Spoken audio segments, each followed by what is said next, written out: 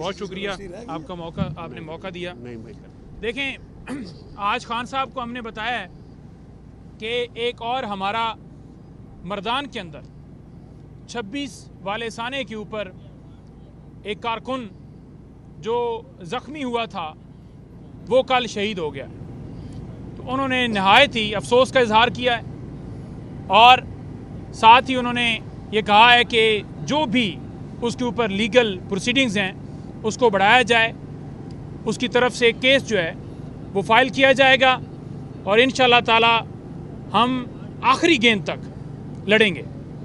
दूसरी बात जो उन्होंने की वो ये की कि ह्यूमन राइट्स की जो वॉयलेशंस हो रही हैं उसके हवाले से एक हमारी पिटीशन बाकर नजवी साहब लाहौर में बैठते हैं, जस्टिस हैं, वहाँ पेंडिंग, इस्लामाबाद हाई कोर्ट से हमने रजू किया, वहाँ पेंडिंग, सुप्रीम कोर्ट से हमने रजू किया, वहाँ पेंडिंग।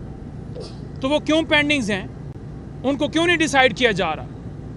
पाकिस्तान में किसी को बुनियादी इंसानी हकूक़ हासिल नहीं है। जो कुछ किया गया है, चाहे 9 मई हो या चाहे 26 हो, गोलियां तक चला दी गई हैं। तो यहाँ पर अदालतें खामोश बैठी हैं।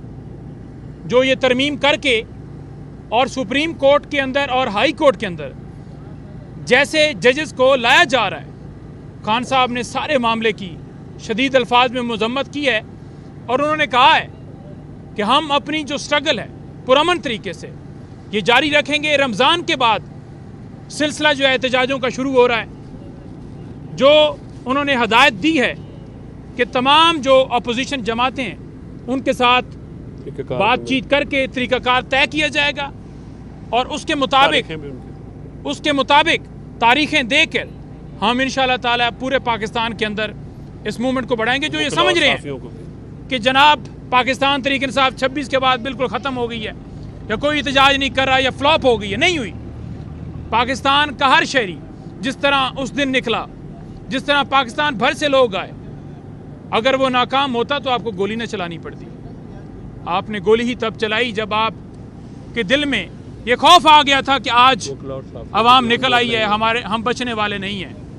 और खान साहब ने तमाम तबकात, साफ़ी, वकला, किसान, स्टूडेंट्स, ताजर और उसके अलावा पाकिस्तान का हर शहरी, हर मकातब फ़िक्र से तल्लुक़ रखने वाला, उन्होंने तमाम लोगों को इस हमारी तहरीक के अंदर शमूलियत होने की दावत दी है, जिसका सिर्फ़ और सिर्फ काज ये है कि जमहूरियत को बचाना है, इदारों को बचाना है, इस मुल्क को बचाना है।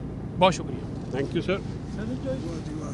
ये बताइएगा कि आज एक जेल की प्रीमिसेस के अंदर एक लड़ाई भी हुई है और वो तमाम मीडिया में बच्चे लड़े हैं, बड़ों ने सुलह करा दी है।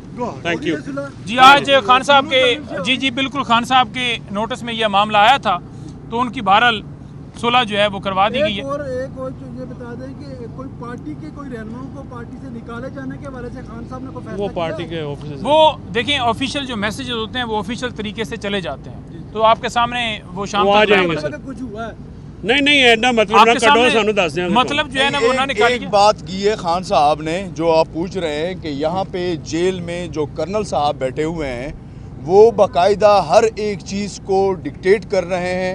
मेरे बच्चों से बात नहीं की जा रही है। मेरे जो पॉलिटिकल एक टीम है वो हर हफ्ते जो एक पिटीशन फाइल हुई थी उसमें खान साहब बाकायदा उसमें फोकल पर्सन थे।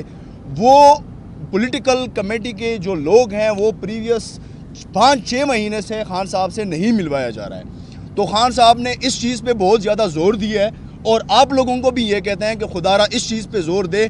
वो इसलिए कि खान साहब ने कहा है कि जेल मैनुअल के मुताबिक अगर कोई कर्नल हो तो बेशक कर्नल करे, लेकिन अगर जेल मैनुअल के मुताबिक कर्नल नहीं है, सुपरटेंडेंट है, तो खुदारा सुपरटेंडेंट को according to rule of law इन चीज़ों को चलाया जाए। Thank you. एक चीज़ है जी, नईम उल हक साहब जो मरहूम है, आज उनकी बरसी है, तो खान साहब ने उनके साथ जो है ये कहा है कि आज उनका दिन, मेरे बड़े दरीना वो साथी थे, बड़ी इज़हार तज़य्यत और उनकी फैमिली के लिए दुआएं, उनके लिए दुआएं भेजी हैं।